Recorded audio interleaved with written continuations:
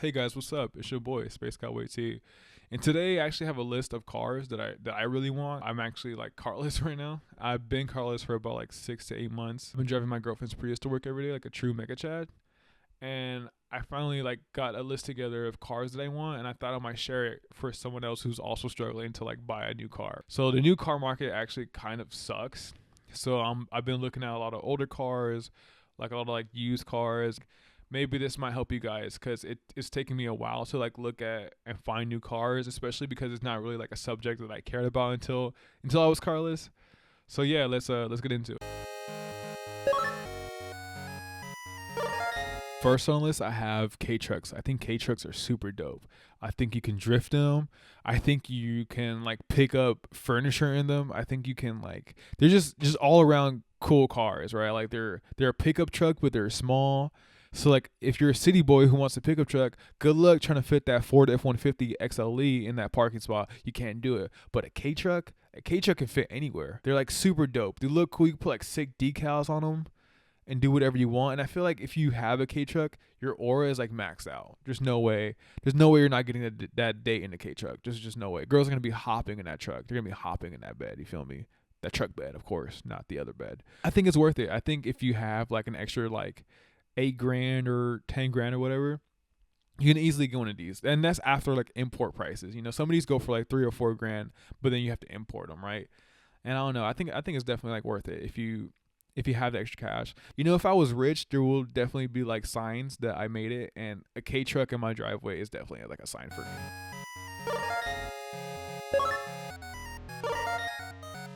Another car that I want would definitely be like the Saab 900.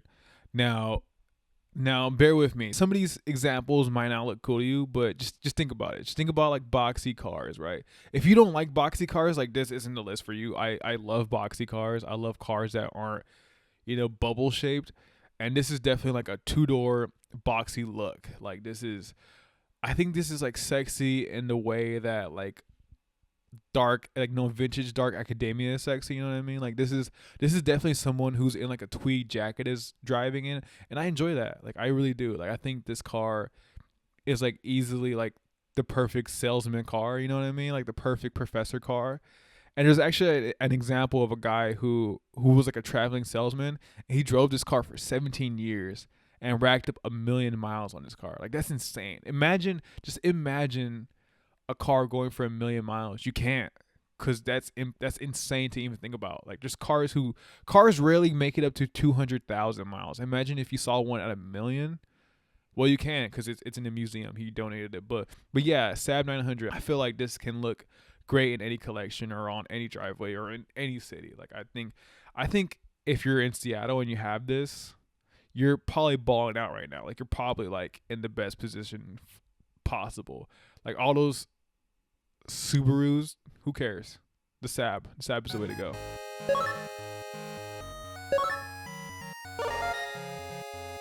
So next on the list, we have the BMW 3 Series E30. Now, everyone wants an E30. E30s are so popular. Shout out to Frank Ocean and Tyler the Creator. They made E30s like the most popular car to get, right? Like, cause they have them in their collection, and they look fucking cool in their collection too. Like, I really want one. Like when I first saw it on Frank Ocean's album Nostalgia, I was like, damn, that's a sick fucking car. Then I saw it again when Tyler the Creator had that pink John. It wasn't Darling Eye. That's on his new album. It was on the album beforehand. You look malnourished. Anyways, that song. He had that motherfucker in the music video, and that looked sick. It looked cool as fuck. I really wanted one after that. I was like, dude, I need to get a E30. Then I saw how much an E30 costs, and I was like, damn, I cannot afford an E30. Like if you have like 20 grand to like spare on a car, then I definitely would say get that car because it's just sick. I love it a lot. Maybe when I'm like an adult, I'll be able to afford one. But right now, a good like alternative to that is like a E46, which is like I think it's from like 2000, 2002, 2003, and I think those are pretty like sick cars too. Like they still have like that boxy look, and I don't know why, but I keep every time I see like, the bar on the side of like a old BMW, you know what I mean? Like that little bar decal that you put on the side of old BMWs. My mind just my brain just like neurons activate. You feel me? Like I'm just like, damn, I need that. I want that. And yeah, I just love old BMWs. I love old Beamers. So definitely have one on the list.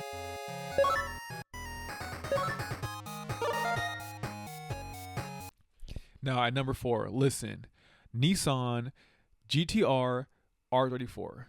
I'm telling you right now, there is no topping an R34. They look fucking sick. They were in Fast and Furious. This is Paul Walker's car, bro, in Fast and Furious. This is a beautiful car, absolutely beautiful, and you really can't top it. And now, because of the year, you can actually finally import them. Before you guys get your hopes up, this car is like $250,000. It's like, this is an insanely expensive car. It's just so fucking cool that people are like, yeah, we gotta sell this at absurdly high prices. Now, I love this car. Like, this car is definitely like on a wallpaper somewhere in my room one day. Like, this is a sick car. I might never ever get to have this, but it is like just as cool as you can get a car like this. The nickname for these cars, for like, I think like 4 or 3 generations before this car is when he started calling them this. But he started calling these fucking cars Godzilla. Like, these cars are fucking sick. There's no topping this car. It's the most ultimate. It's like so fast.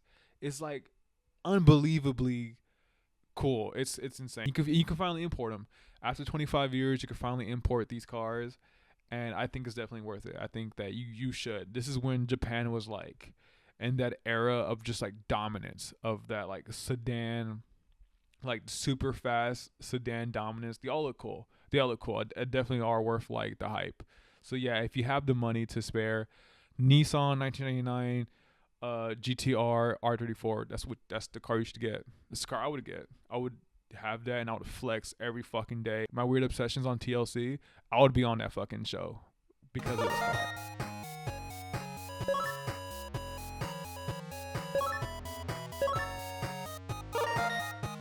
Now, this is like the Yakuza boss car.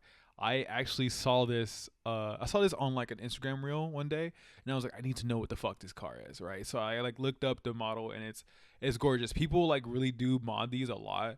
Like, if you look these up, there are a bunch of people who mod these into like these like really cool, fucking crazy looking cars.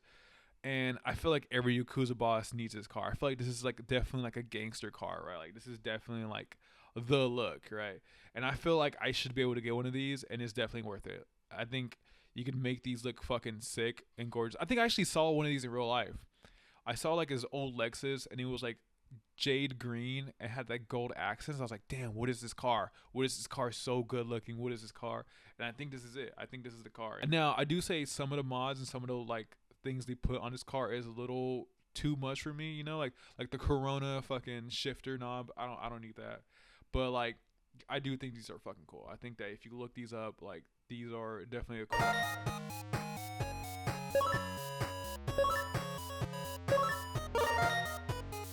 I know I've been talking about like a lot of Japanese cars, so I'm gonna tone it back here, and I'm gonna start talking about some like corn-fed, American-bred, like American muscle cars, because there are a couple that I do like, and this is definitely one of them.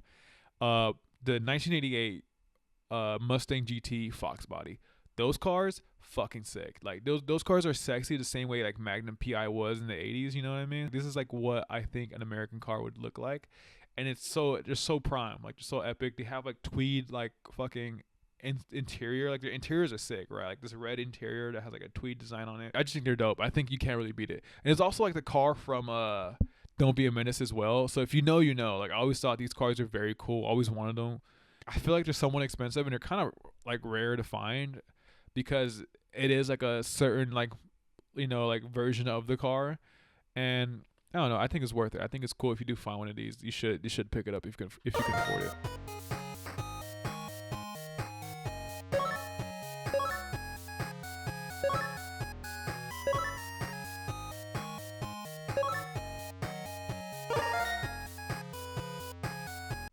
And finally, the Mercedes-Benz SL500. I think these cars look very fucking sexy. I think they look eloquent, classy. It's like a weird, like, I saw this like in the parking lot at my job, and I was like, I need to know what this car is. I need to stay here and like look at this car and kind of take it all in, because it was like a hard top convertible.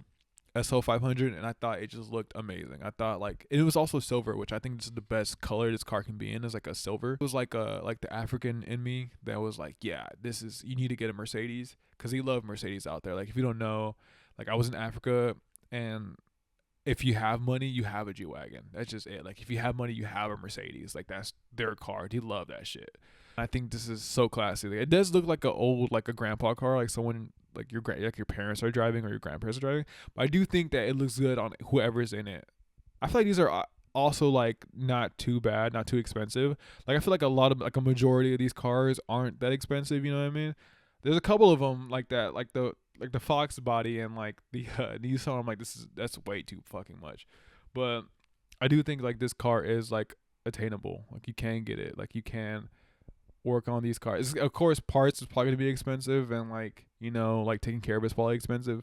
But like maintenance is always gonna be there. But this, the look though, the style, the feel of driving this car, I bet you is like no other. But yeah, that's my list. So if you did enjoy my list, you know, like let me know. And if you have any of these cars, or if you had them, or if you know anything about these cars, like let me know in the comments. I really do look at the comments. I really do appreciate you guys for commentating, for leaving comments. I don't know what I'm saying anymore. I need to go to bed. It's 12 o'clock and I'm fucking tired. I do hope you guys enjoyed the video. Like, share, and subscribe. I do have a lot more.